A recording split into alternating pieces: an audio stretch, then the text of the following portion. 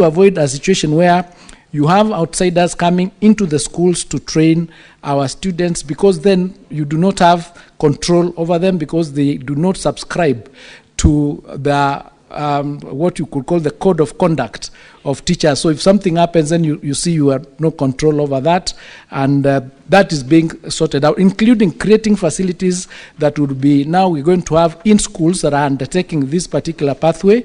We'll be having theaters, we'll be having studios. Those ones who are doing sports, we are working with the Ministry of Sports to ensure that in our schools we have enough sports facilities to do that particular subject, so that it's not something that people do not benefit from when they are working on it, and it will be part and parcel of the job evaluations. Under the CBC training on the question of mental health, TSC provides information on employed wellness, e.g. counseling services, and this has been enhanced with the enhanced responsibilities. And as I answered the previous question, once the job assessment is done, this would come part and parcel, including the areas of career training or career teaching of the students, will become part and parcel of our training of the teachers, and various checks and balances on a regular basis in the institutions they are in. In fact, to date, the TSC has a unit that addresses medical issues of teachers, including other areas where teachers might be having challenges, including mental health and other areas that teachers suffer from. So I submit.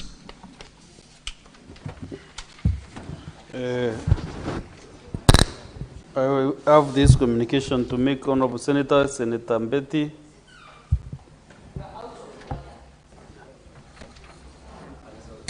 Honorable Senators, we have, I'd like to acknowledge the presence in the public gallery this afternoon of visiting teachers and students from Kamwembe Secondary School in the Rakanidi County.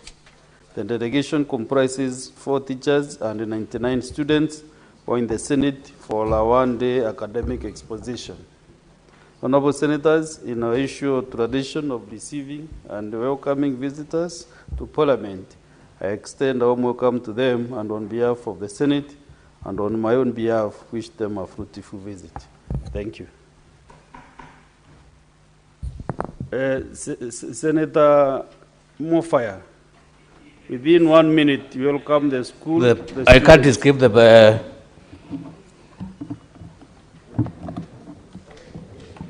Thank you, Honorable Speaker. This is Kamwembe Secondary School. Kamwembe Secondary School is in Tharaka County. Welcome to the Senate. It's one of the best upcoming schools in Tharaka County. Kamwembe, you are lucky you have come to the Senate when we are engaging our CSCs on the matters of accountability. You have captured quite a number of engagements from the senators.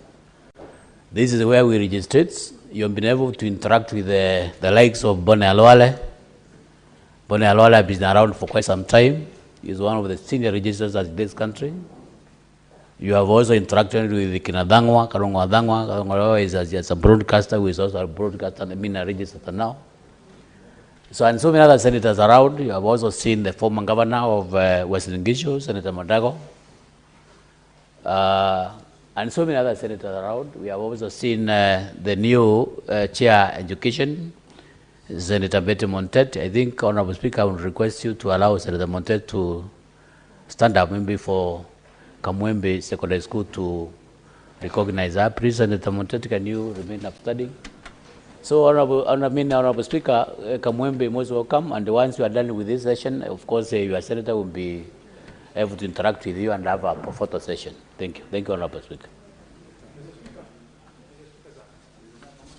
Senator Boni Karwale, what is it? Mr. Speaker, it is not all the time and every time that children come here and find when the minister is here. Mr. Speaker, with due respect, understanding order number 1, could you request the minister to go and speak to the children behind the tent, and especially the fact that Mwembe School does not have a school bus? Mr. Speaker, if you could say something about that school bus. They have come with a matatu. Did you say Mwembe or Mwembe? You know, Boni Karwale, the senator for the Rakanidi County is Senator Mofaya. You are out of order to arrange. Those allegations you are making out of order. Yes, Senator Mofaya. You know, sometimes you don't have to blow your own trumpet. And now that Senator Raila has just come to my head, I'm honestly requesting the CS to engage the school, and I'm very sure there are very many challenges. It's just a rare opportunity. Now that the CS, the school has been able to visit the Senate when the CS is around. So with the very big respect, Honorable CS, please, once you are done with this session, engage the school, and I'm very sure they are going to table quite a number of concerns that are affecting the school, including the school bus and so many other things, the infrastructure in the school. So I think I agree with Senator Raila that now that the school is lucky, the CS is around, please engage the students. I think we'll get... Senator Mofaya. Thank you, Honorable Speaker. Senator Mofaya, Mbonikarwale, Senator Boni is not the chair to give instructions to the CS. Therefore, that matter stands as it is. The next question is by the Senator for Makueni County, Senator Daniel Manzo, MBS MP. So I don't know whether there is any other senator who has been given written instructions. Honorable Speaker, I have instructions to ask the question on behalf of Senator Manzo, who had to leave. He was actually here, but had to leave to go to court on an emergency. Thank you, Honorable CS. And the questions for Senator for Makueni are as follows. Question A, what measures are in place to ensure equitable access to free and quality education for children in marginalized and other underserved areas? Question B, how is the government addressing the shortage of qualified teachers and supporting infrastructure development in schools in Makueni County and in other underserved areas generally? And C, could the ministry consider implementing the school feeding program across Makueni County, which is drought affected and food insecure, to improve school attendance and address undernutrition among children in the county?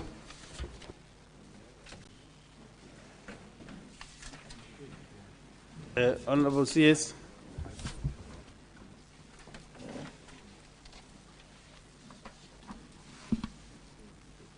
Mr. Speaker, to part one of that question. Mr. Speaker, the ministry implements various measures to foster equitable access to free and quality education for children in marginalized areas and other underserved places. These measures are underpinned under Article 53 of the Constitution, which entitles every child to free and compulsory basic education. The measures that are in place include the following. One, there is a school meals program that we implement. This is a key government initiative designed to enhance access to and the retention of students in basic education, particularly among children in marginalized areas, arid and semi-arid, and food insecure areas. Some areas within Makueni County benefit from this program, and the ministry has adopted a progressive targeting strategy to facilitate the expansion of the initiative to other undeserved areas. We are now working to integrate clean cooking solutions into the school-based interventions as part of the broader efforts to promote environmentally sustainable and climate-friendly practices within learning institutions. Mr. Speaker, we also implement the low-cost boarding schools and mobile schools program. The low-cost boarding schools are a strategic intervention that targets a particular catchment of learners in environments that may inhibit school attendance, retention, completion, and transition. The intervention assists the hard-to-reach and marginalized learners in ASAL and vulnerable areas in the country. These are learners who, due to various circumstances, including retrogressive cultural practices like female genital mutilation, forced early marriages, and nomadic lifestyle, are unable to attend to classes regularly and consistently. In order to ensure attendance and retention in school, in view of these challenges, the government supports their stay in low-cost boarding schools by paying subsidies to support the non-teaching staff in the boarding wing and learners' upkeep in the schools. Mr. Speaker, the schools are not expected to charge learners boarding fees. Government grants support learners' upkeep and subsidizes salaries of workers attached to boarding sections in the schools. The program started in 2016, and for the last 5 years, the program has been receiving an annual allocation of 400 million Kenya shillings despite the growth in enrollment. Currently, there are 486 public low-cost primary schools serving a total population of 144,845 learners. Mr. Speaker, learners who have been enrolled in school are saved from retrogressive practices like child labor, cattle rustling, and early marriages. This ultimately translates into improved transition and retention rates across the levels of basic education. The schools also serve as rescue centers for some of the learners who are kept in school and protected from the surrounding risks such as insecurity and retrogressive cultural practices. Madam Speaker, the primary challenge, honorable members, is the limited funding. As indicated above, the budgetary allocation has remained only 400 million over the last 5 years, even as the enrollment continues to grow. In the same vein, there is demand for expansion of the program to other regions such as urban informal settlements where children are vulnerable to child labor, early marriages, and insecurity. This will require an increase in the budgetary allocation. Program number 3 is out-of-school children advocacy campaigns. The Operation Come to School is a program that targets out-of-school children, including orphans, children with disabilities, married girls, street-involved children, and those in ASAL and underdeserved areas. Key barriers to their education include inadequate teaching staff and facilities, limited support for learners with disabilities, poor sanitation, unrecognized alternative learning systems, child labor, food insecurity, gender insecurity, and limited use of ICT in education. Question number 2, Mr. Speaker, the government through a multi-agency approach is addressing the shortage of qualified teachers and supporting infrastructure development in Makueni County and other undeserved areas across the country. As at the time of this response, Madam Speaker, the overall national teacher shortage stands at 98,461 teachers. To address this, the Commission has been undertaking the following interventions. 1, recruitment of additional teachers. The Teacher Service Commission annually seeks budgetary allocations to recruit teachers in response to the national staffing gaps. In the current financial year, a total of 1,429 teachers have been recruited on permanent and pensionable terms and deployed to schools across Makueni County. Engagement of interns. To further mitigate the teacher shortage, the Commission has continued to engage teacher interns. In 2024-25 financial year, 691 teacher interns have been posted to schools in Makueni. Replacement. To maintain teacher staffing levels, teachers who exit the service through retirement, resignation, or other reasons are replaced to maintain teachers' establishment. In Makueni County, 348 such replacements have been undertaken this year. We provided a table making the total of those additional teachers, teacher interns, and the replacements a total of now 2,468. The strategies outlined above are consistently being applied in our undeserved regions across the country, including arid and semi-arid lands and remote areas. These include targeted recruitments based on staffing gaps, replacement of exited teachers, and annual deployment of the teacher interns. Part 3 of that question, Madam Speaker, the school meals program plays a critical role in enhancing enrollment, attendance, retention, and learning outcomes, particularly in drought-affected and food-insecure counties such as Makueni. The request to expand the program across the entire Makueni County is both valid and aligned with our national priorities in child welfare, education, access, and food security. Parts of Makueni County are among the areas benefiting from the program. with selected schools already covered. It's imperative to note that the expansion of the program requires additional resources. Currently, we face physical constraints that have limited our ability to expand the program. However, we are actively engaging the National Treasury and development partners to mobilize additional funding that will help us expand into other areas that require the intervention. I submit, Mr. Speaker. Thank you, Honorable CS. We will now move on to maybe the next question is Senator Joe Nyoto. Honorable Speaker, I think I need to ask the supplementary questions before you open it up. Oh, you had not asked the supplementary questions? Not yet. Oh, okay. Then I think, do you want to ask both right now, or you want to ask one now? I want to ask right now. Okay, you can proceed, Senator Kathy. Senator Joe. Thank you, Madam Speaker.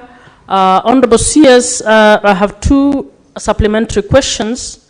The first one is, why have you reclassified Makueni County as a non-hardship area for teachers? And secondly, Honorable Speaker,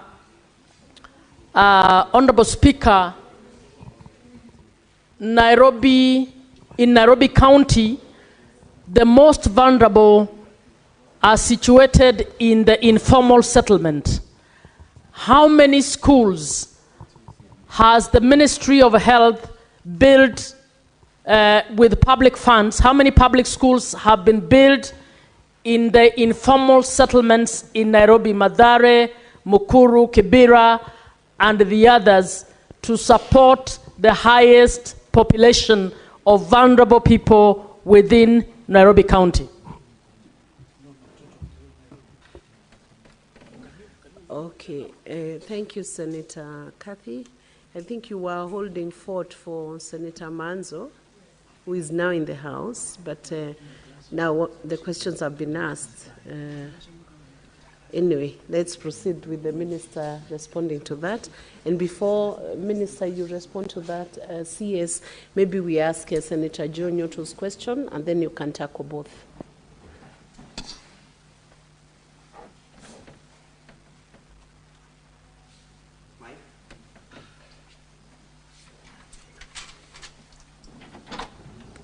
Thank you, Madam Speaker. My question to the CS is related to question number B of Senator Manzo's questions.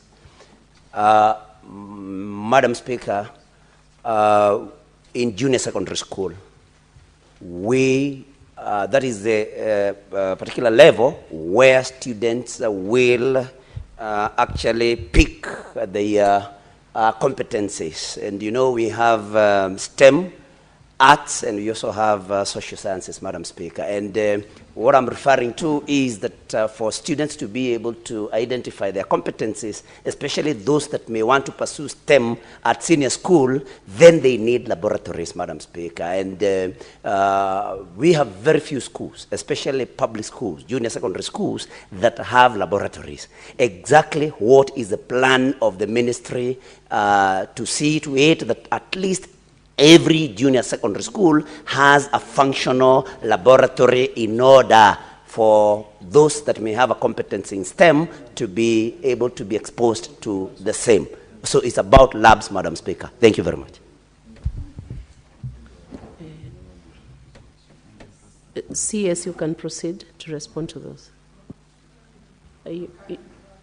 Okay, Senator Manzo. You can proceed to ask the question. Just first, I'm grateful to what Catherine Buma did. I was actually here, and a member's son was arrested, and I've just managed to get him out on bond. So the most important part of this question was that Makueni has now been declared a non-hardship area. Yet we know it's a hardship area, and the teachers there are in outcry. What is the ministry doing about that? And could the minister give the justification for such a decision? Yet we know very well Makueni County is a seriously hardship area. I thank you, Madam Speaker. Okay. Then finally, Majority Leader, you have a question also? Madam Speaker, A totally unrelated question, but you know, citizens are following what you're doing here. And somebody has just sent, one of the people who employed me, which is my constituents, has sent me a text and said, please, I work as a police officer.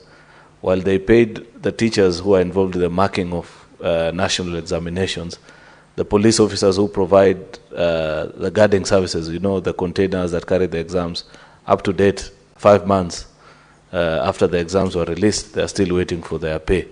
So he said, please bring it to the attention of the minister so that those officers can be paid. I thank you. Thank you, Majority Leader. I think, CS, you can now tackle those questions. Thank you, Madam Speaker. On the question of reclassification of Makueni as a non-hardship area, this is, I think, a general problem in the whole of government, because we found in certain areas you'd found one part of government classifying it as hardship, then the other part does not recognize it as hardship. So you'd have two officers, maybe a teacher and a civil servant in the same area being classified differently. So we've made a recommendation that an audit be done, and we have an actual gazettement of all the hardship areas so that it is harmonized. So with respect to the reclassification, I don't have clear information as to how this has happened. I'm hearing it here for the first time, and I undertake to find out what is the basis of that reclassification. But as far as our programs in the ministry are concerned, CS, can you confirm within which period you will bring back that response on the reclassification? You are undertaking the period. 2 weeks, Madam Speaker. That's okay. With respect to with respect to the school feeding program, we have a program where we are supposed to work towards reaching 10 million children.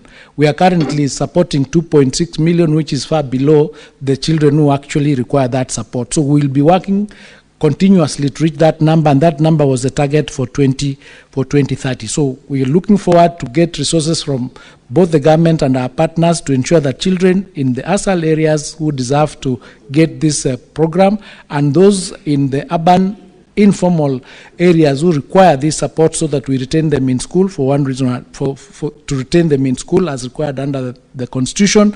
We look for resources to ensure that we reach that number. In the question to Senator Nyutu on the number of laboratories, this year in the budget we provided for a budget to construct a further 1,600 laboratories.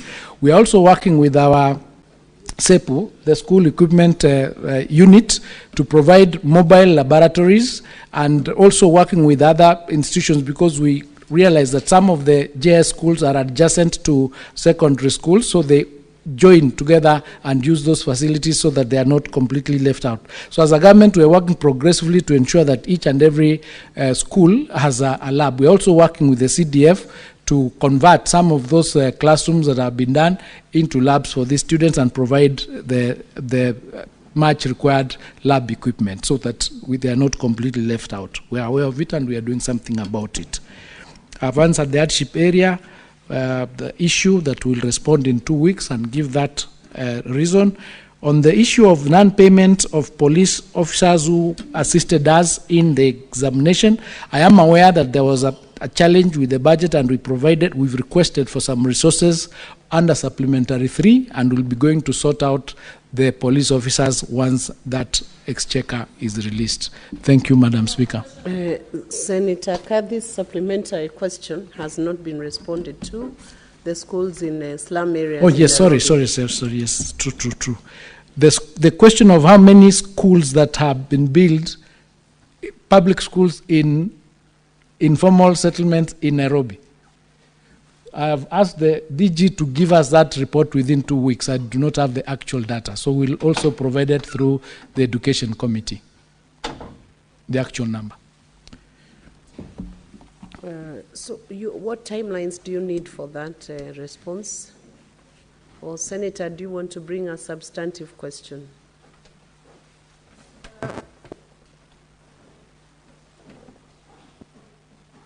Honorable Speaker, I think, I believe that is information they should be able to provide in a week. This is a question I asked earlier, Honorable Speaker, just for your information, as a question, but the ministry never responded to it. So I asked the ministry and the County of Nairobi. County of Nairobi responded on what they're doing. The ministry never responded. That was in the last session. So I believe it's information which is about the fact of what you have done. It doesn't need 2 weeks. It can actually be done in 1 week. Honorable CS, in view of the fact that the question has been asked again, we will allow you between the 7 days to 14 days. But if you can endeavor to provide that information within 7 days, that will be good. But you will have up to 14 days to bring the response to the facts. I believe those are existing facts. You might not need to do much to get those facts. They should be existing in the ministry. Well guided, Madam Speaker. Honorable CS, is there anything else you would wish to clarify? You can give your closing remarks as we wind up that session. Just to thank Madam Speaker and the honorable members for the opportunity to respond to the issues that are facing the ministry, and just to,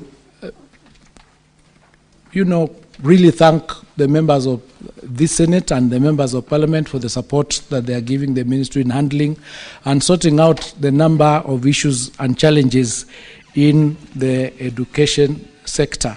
And I believe that working together, we will be able to resolve a number of issues that we are facing, and taking into account also the recommendations and suggestions that you've given to us. We'll endeavor to ensure that we put them into practice in order to resolve the issues, and because generally all of us are working for Kenya. So thank you so much for the opportunity to be here.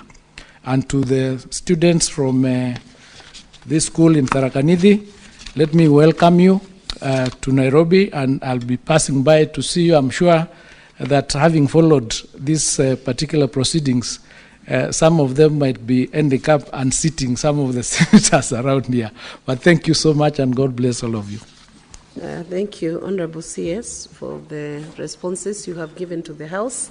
It is quite clear that education is one very critical pillar, which honorable senators are very interested in, and I believe even the Kenyans. So thank you for the insights you have offered as you answered those questions. Now you are free and you are discharged. Thank you. Next order. Thank you.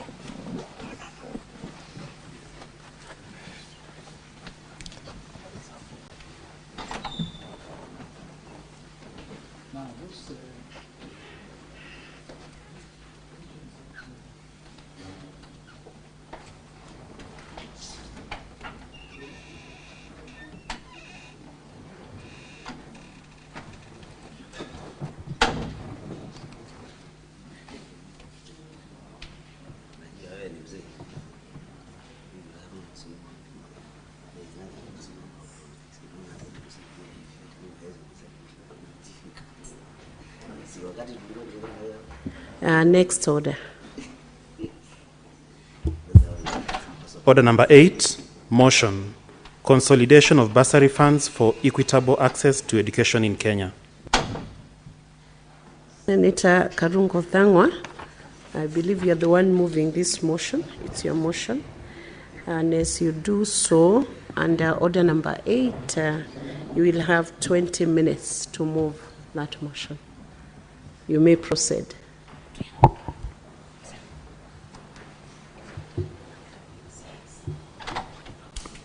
Thank you very much, Madam Speaker, for the opportunity to move this motion. Madam Speaker,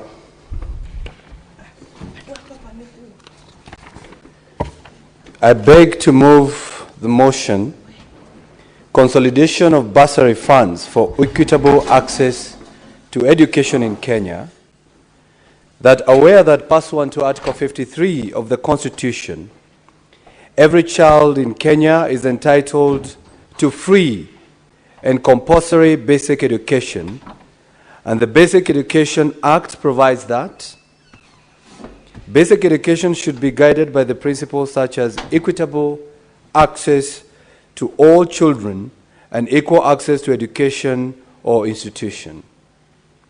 Further aware that many students in secondary schools and higher education institutions come from financially disadvantaged backgrounds, making it difficult for them to afford school fees and access education opportunities.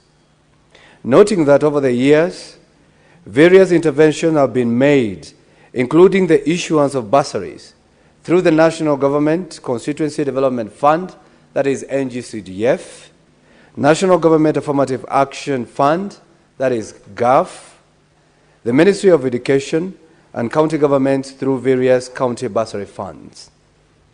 Concerned that, despite these efforts, school fees remain unaffordable for many parents, and the allocation of bursaries has been plagued by nepotism, favoritism, and political manipulation, lack of transparency and accountability.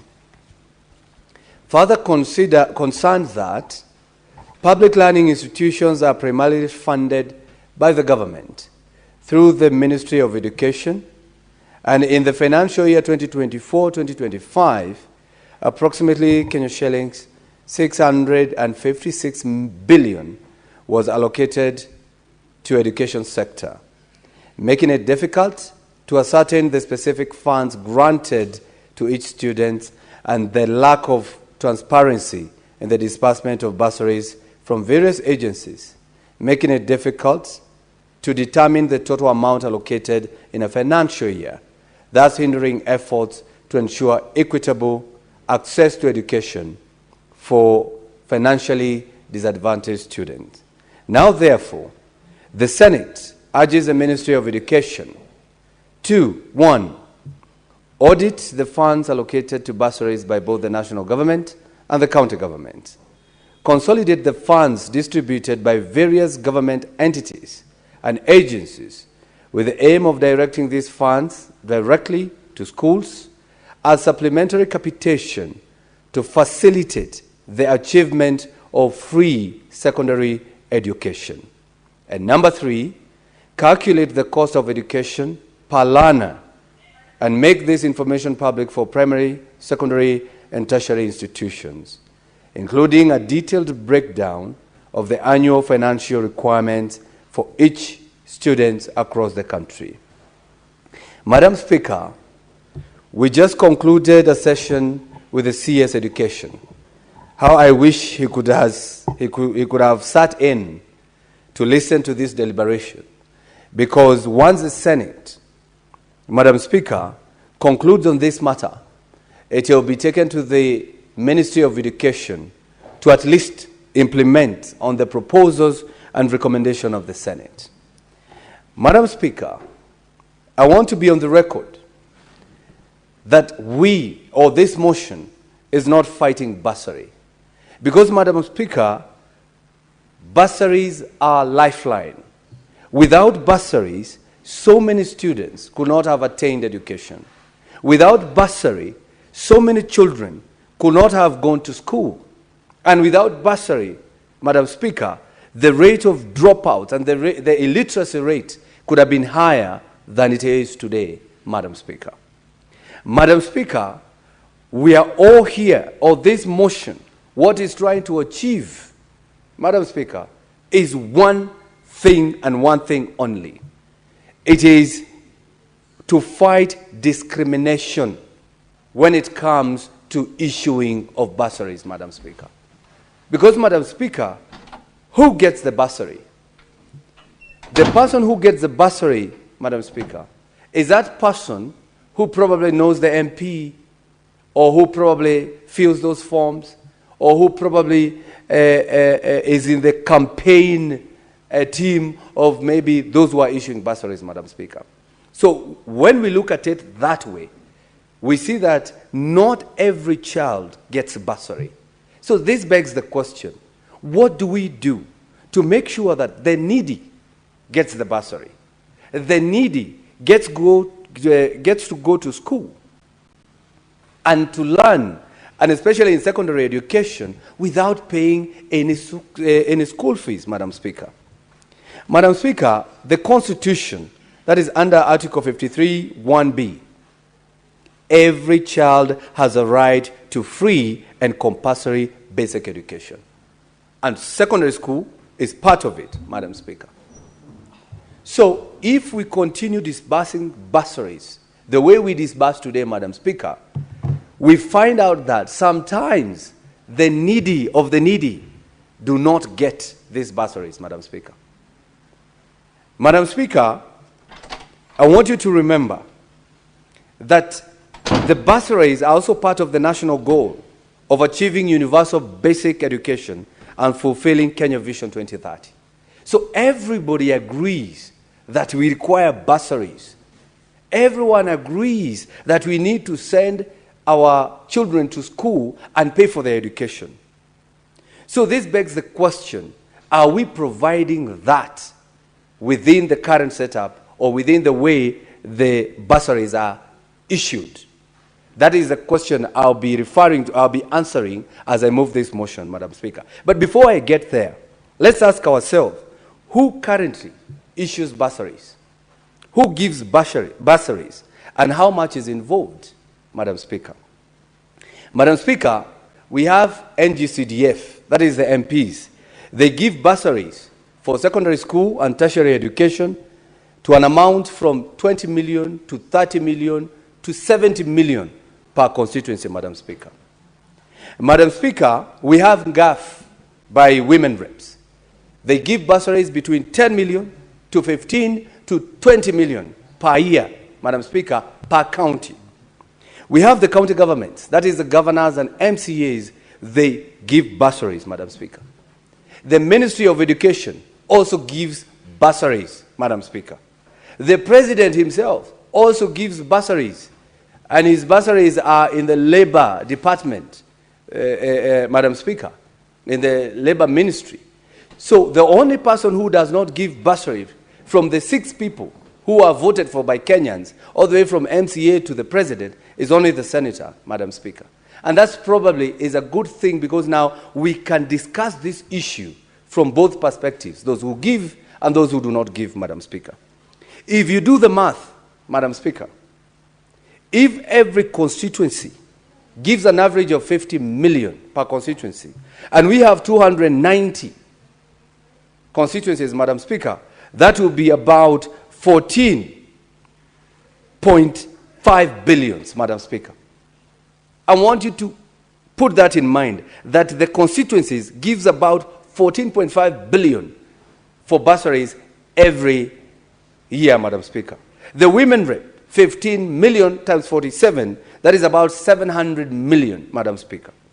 The county governments, they give bursary from 200 to 500 million per year per county. We go with the highest, Madam Speaker, 500 million per year. That will be about 23.5 billion. The Ministry of Education, who knows, Madam Speaker? We don't know how much they give us bursary. The President, who knows? We don't know how much they give us bursary, Madam Speaker. And that's why I'm calling for that consolidation and making sure that we get to know how much. And Madam Speaker, if we can approximate, that will be about 50 billion Kenya shillings going for bursary, Madam Speaker. Now that we know how much, Madam Speaker, that goes to bursaries, Madam Speaker, let me now tackle the question of how it is disbursed and why this motion is very important, Madam Speaker. Madam Speaker, there is a lot of fragmentation. Fragmentation means 5 people are giving bursaries, but nobody knows who is giving who, because there's no coordination. The President will give somebody in a certain constituency, in a certain ward. That person, the MCA does not even know who that person is. The women rep will give the bursary to a certain county, in a certain ward. The MCA will not know who got bursary from the women rep.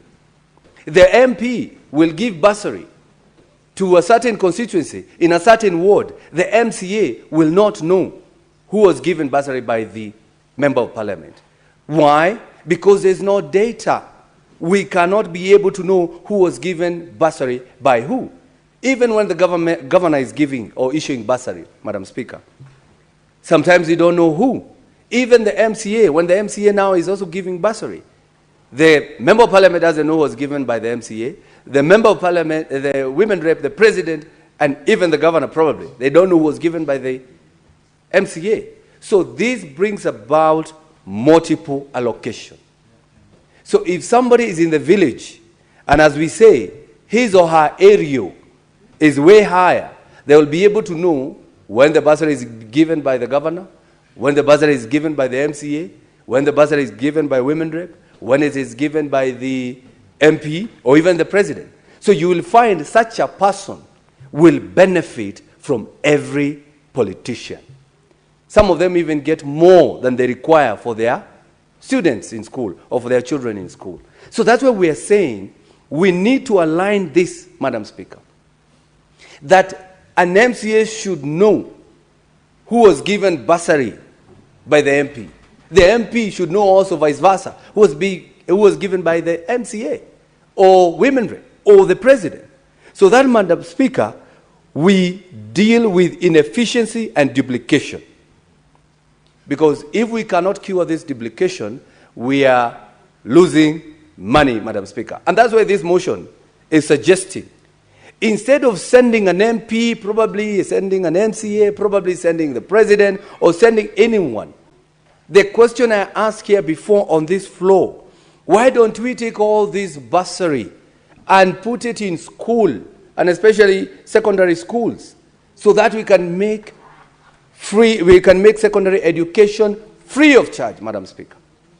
What stops us from doing that? We can add it to the capitation so that you don't have to go kneel to a politician to get bursary, Madam Speaker. And that way, we will be able to know how much is needed for education. Previously, when the CA's education was here, I asked him a question. Do you know how much have you costed education per child? The CA said they don't know. So we even budget for things that we don't know, Madam Speaker.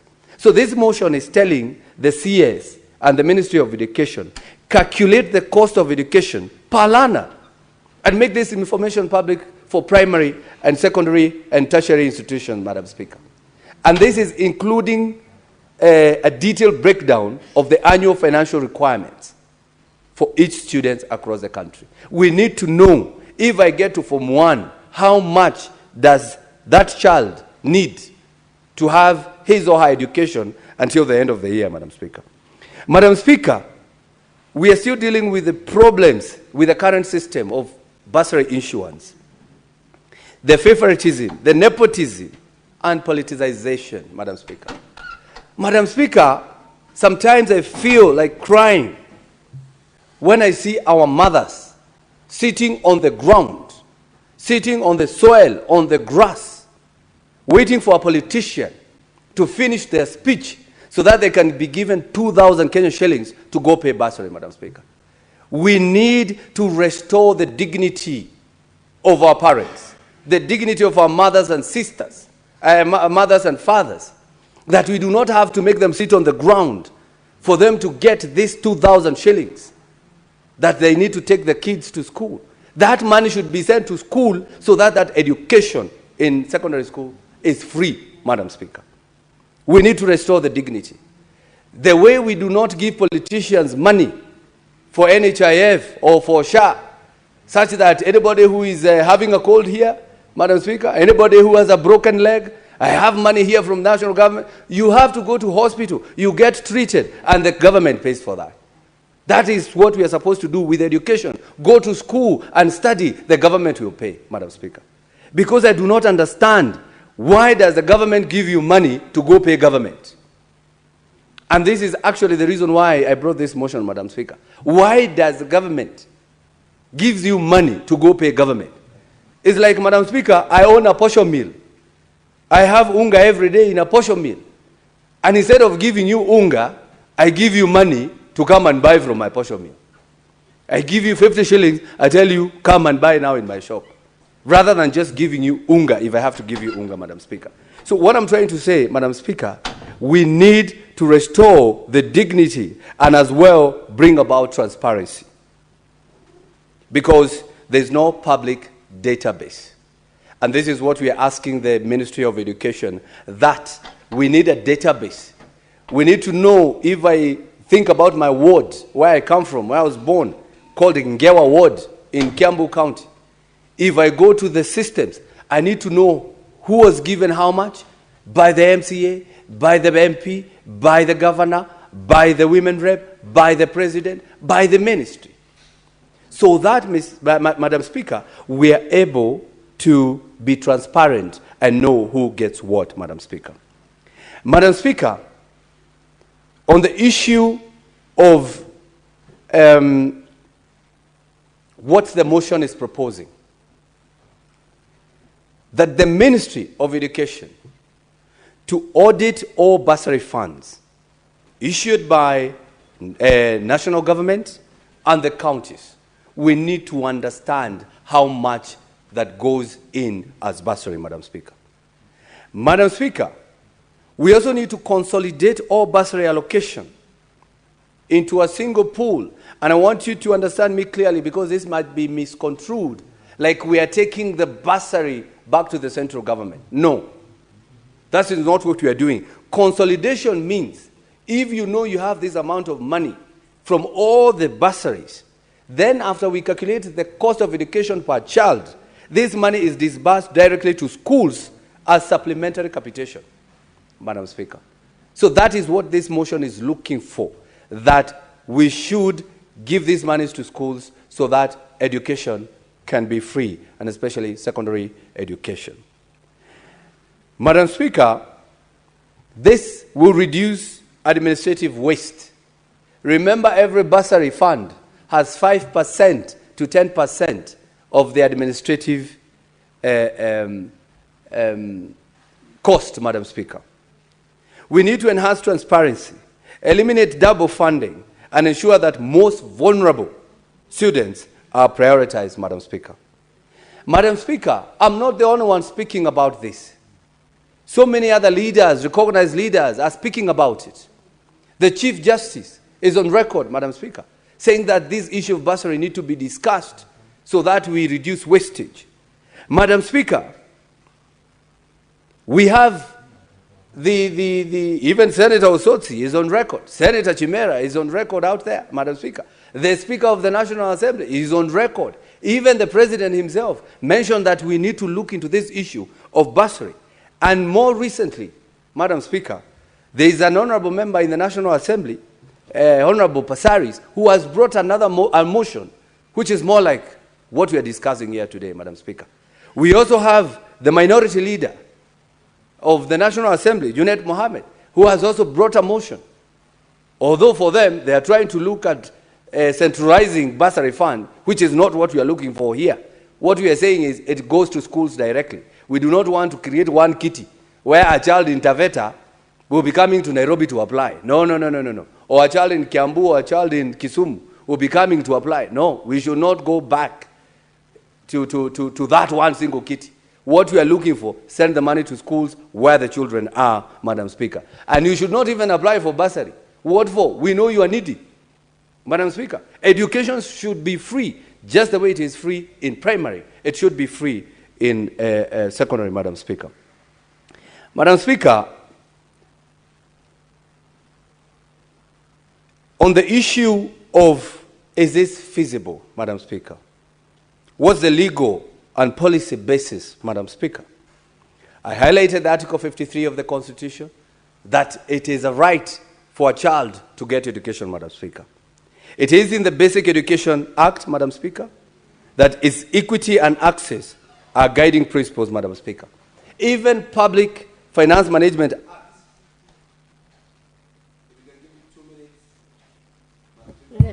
Allow him 2 minutes, please. Thank you very much, Madam Speaker.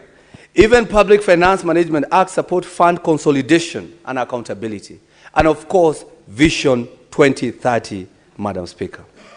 Madam Speaker, what does success look like? one transparent bursary system that is supplementary capitation that is given directly to the schools.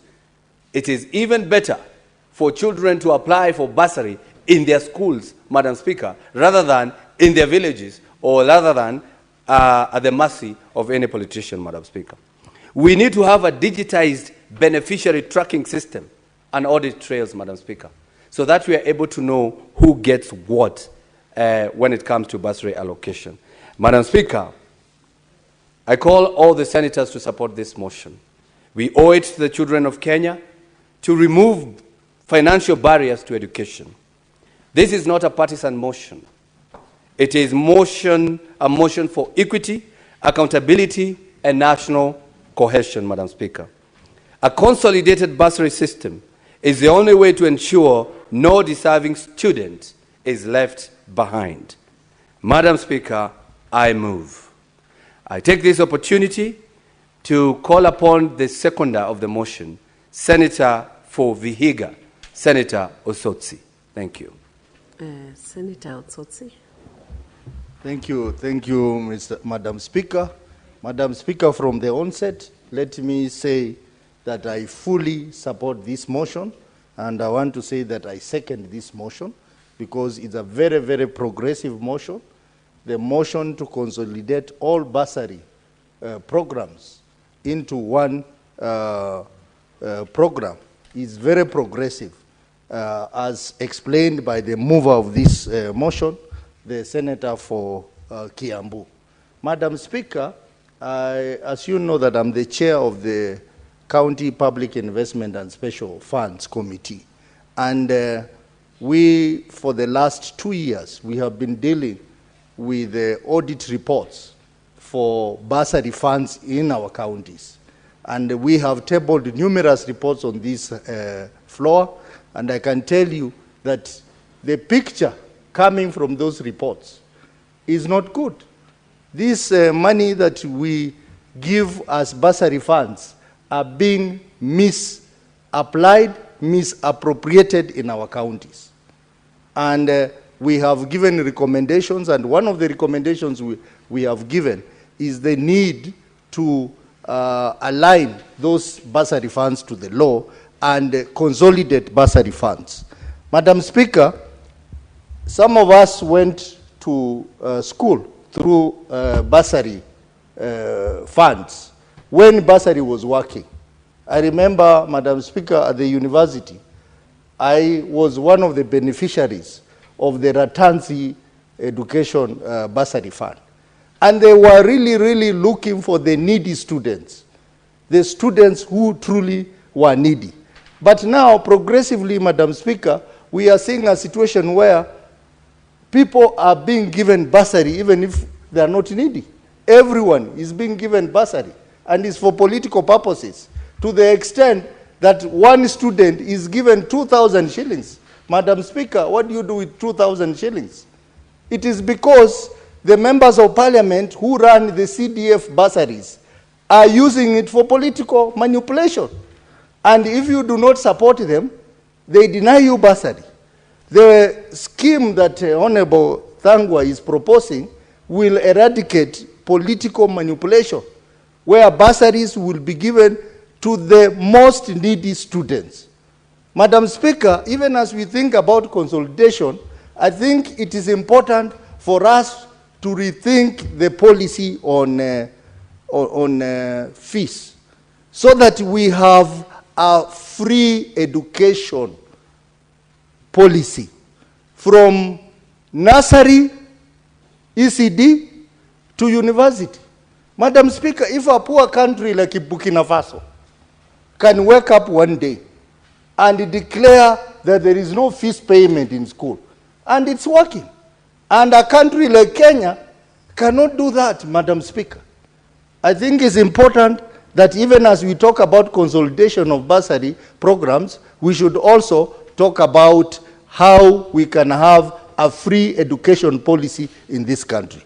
Madam Speaker, even as we are talking about bursaries and CDF, currently there is a public participation exercise that is being conducted by members of the National Assembly, that exercise is unconstitutional because the MPs are mobilizing their supporters to meet in CDF offices and guiding the process. This should have been an open exercise where even senators should participate, because one of the issues they are raising is the issue of Senate Oversight Fund. How are they able to conduct a public participation talking about Senate Oversight Fund without the input of senators? Madam Speaker, that is a debate we are going to engage in, because this is unconstitutional and the Senate is not fully involved. Madam Speaker, I second. Honorable Senators, it is now 1 p.m. Time to adjourn the House. The Senate therefore stands adjourned until later today, Wednesday, 7th May 2025 at 2:30 p.m. Thank you.